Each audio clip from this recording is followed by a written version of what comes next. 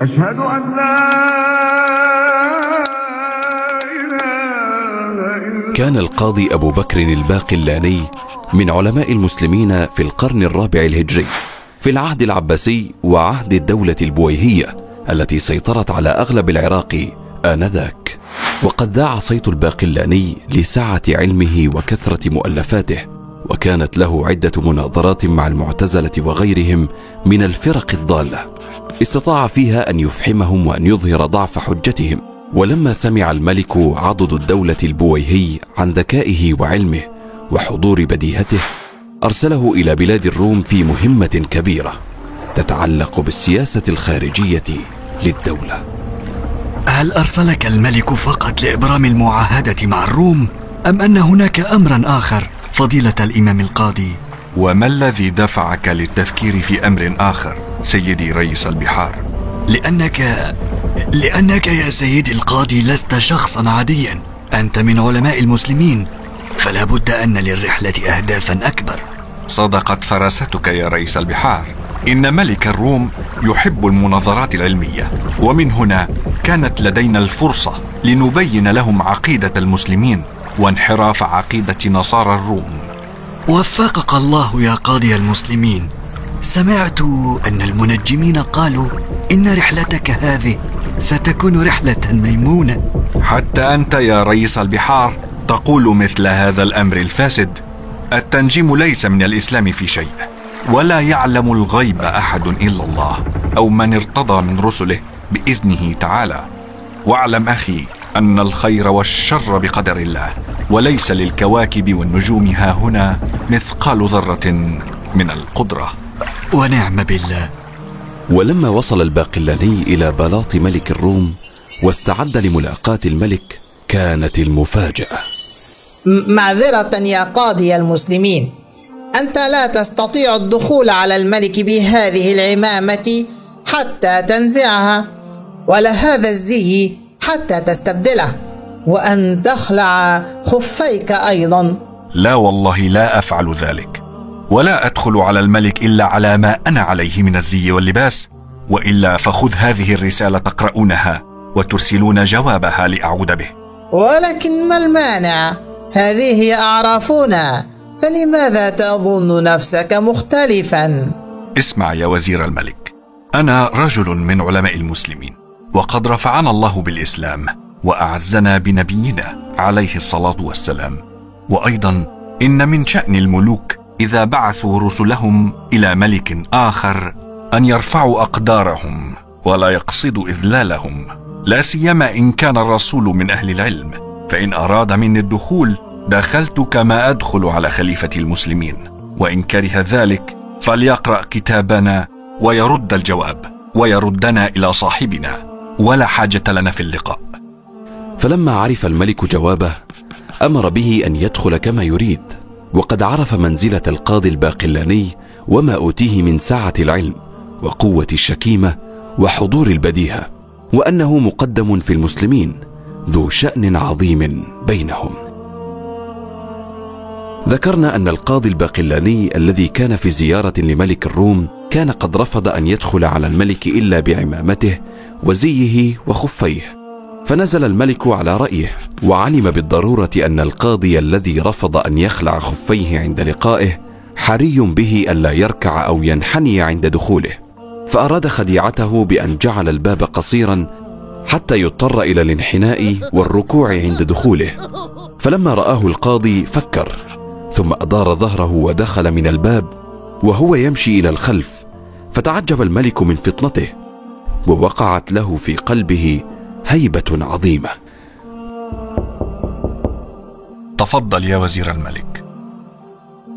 الملك يريد أن يطمئن عليك، وإن كنت قد استرحت من سفرك ومن مراسم الاستقبال، فإن هناك أمرا من أمور العقيدة يريد الملك أن يناقشه معك بنفسه، فهل أنت مستعد لذلك يا قاضي المسلمين؟ بمشيئة الله وبمعيته، كل ما تطرحونه ستجدون جوابه ها هنا يا وزير المملكة.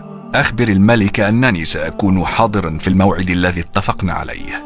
أخبرني يا قاضي المسلمين، ما تقولون في المسيح عيسى ابن مريم عليه السلام؟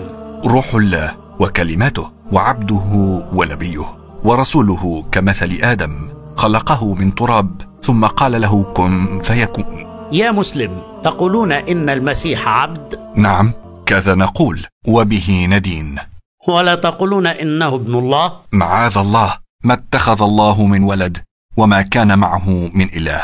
حسنا، فهل العبد يخلق ويحيي ويميت ويبرئ الأكمه والأبرص؟ لا يقدر على ذلك، بل ذلك كله من فعل الله تعالى.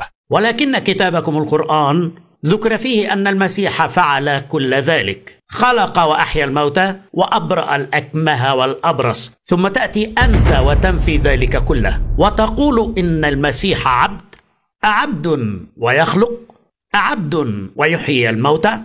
أعبد ويبرئ الأكمه والأبرص؟ لا، إنما أخبرنا الله تعالى في كتابه أن المسيح عليه السلام قد فعل كل ذلك بإذن الله.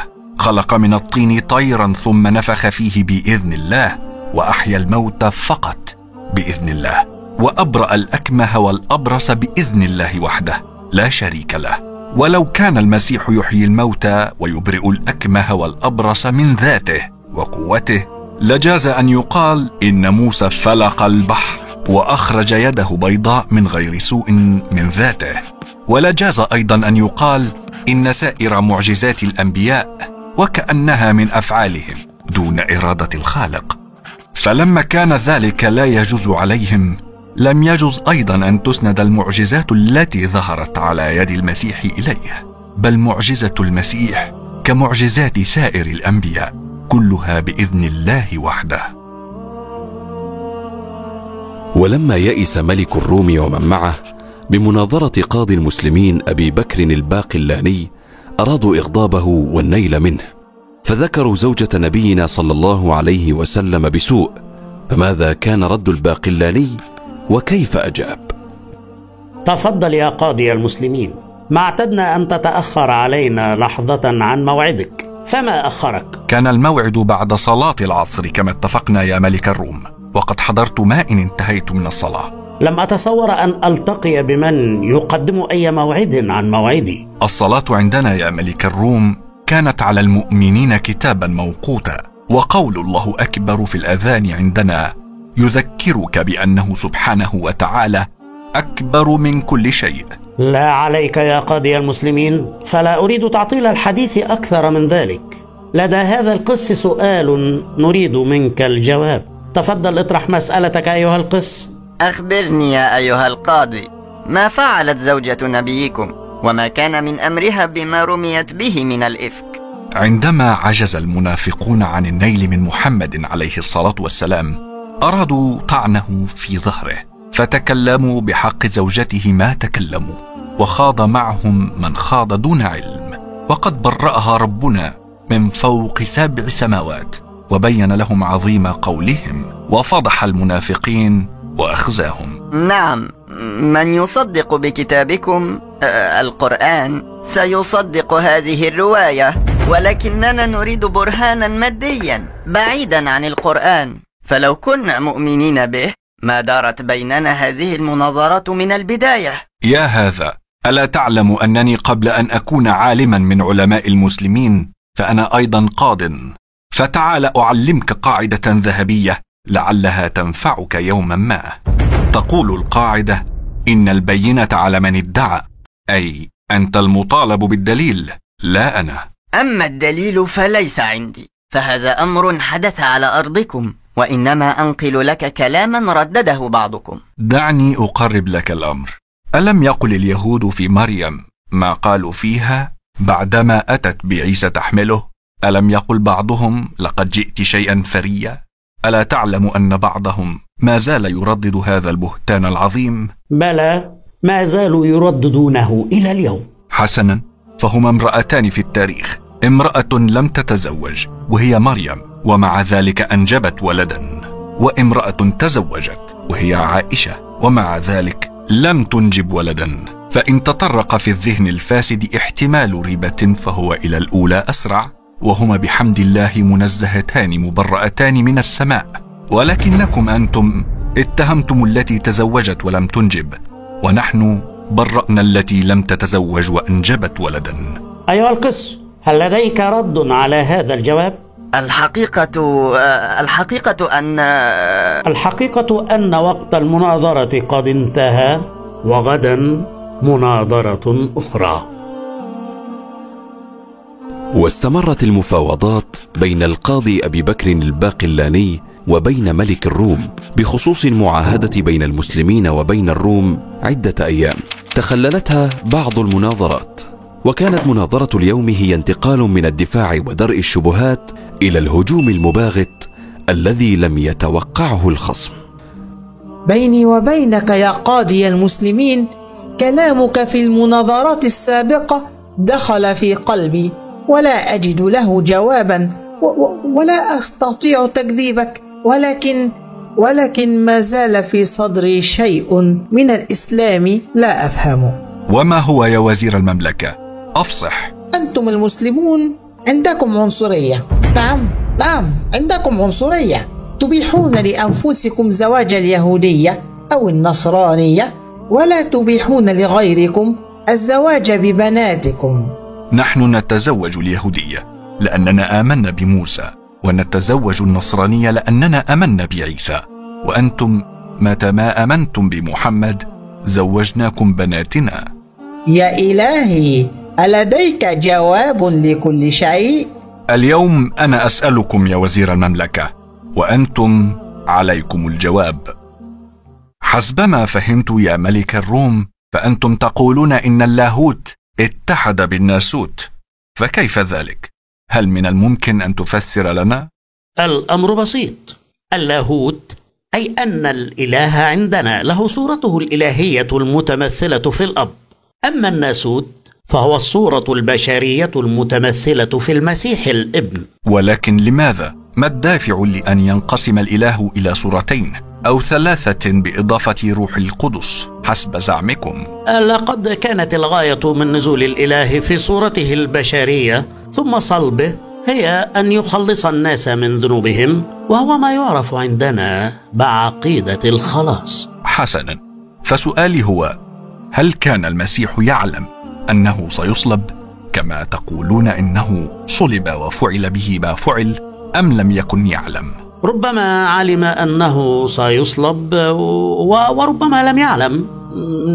لا أدري ما المغزى من سؤالك.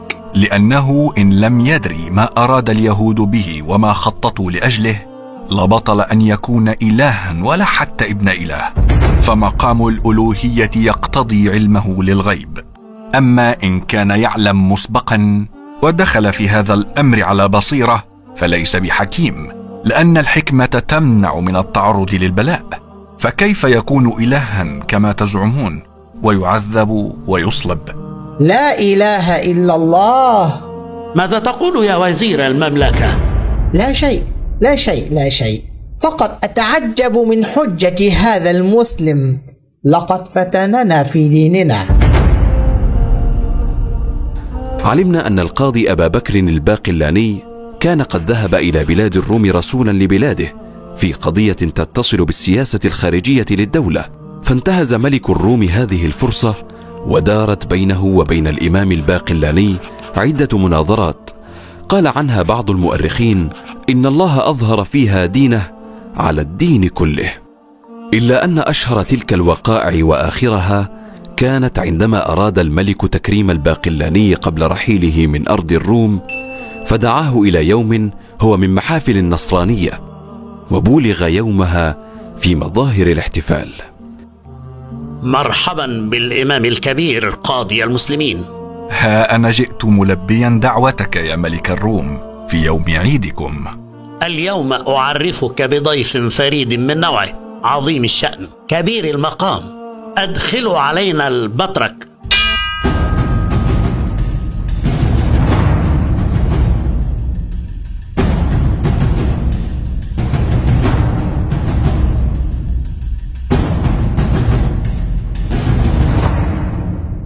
يا فقيه، هذا هو البطرك الأكبر، قيم الديانة وولي النحلة. مرحبا بالبطرك الأكبر، كيف حالك؟ وكيف حال الأهل والولد؟ ماذا تقول يا هذا؟ أسألك يا نيافة البطرك، كيف حالك وكيف حال الأهل وكيف حال الولد؟ لابد أنك جننت إذن. وما أنكرتم من كلامي؟ يا هذا، ألا تعلم أننا ننزه هؤلاء عن الصاحبة والولد؟ يا هؤلاء، تستعظمون لهذا الإنسان اتخاذ الصاحبة والولد وتربؤون به عن ذلك، ولا تستعظمونه لربكم عز وجهه فتضيفون ذلك إليه. سوءة لهذا الرأي، ما أبين غلطه. ما ترى في أمر هذا الشيطان؟ تقضي حاجته وتلاطف صاحبه ملك المسلمين وتبعث بالهدايا إليه وتخرج هذا العراقي من بلدك اليوم إن قدرت، وإلا لم آمن الفتنة به على النصرانية. ففعل الملك ذلك، وعجل بتسريح أبي بكر، وبعث معه عدة من أسار المسلمين، ووكل بالقاضي من جنده من يحفظه حتى يصل إلى مأمنه. وقالوا اتخذ الرحمن ولدا لقد جئتم شيئا إدا تكاد السماوات يتفطرن منه وتنشق الأرض وتخر الجبال هدا أن دعوا للرحمن ولدا وما ينبغي للرحمن أن يتخذ ولدا إن كل من في السماوات والأرض إلا آتي الرحمن عبدا لقد أحصاهم وعدهم عدا وكلهم آتيه يوم القيامة فردا.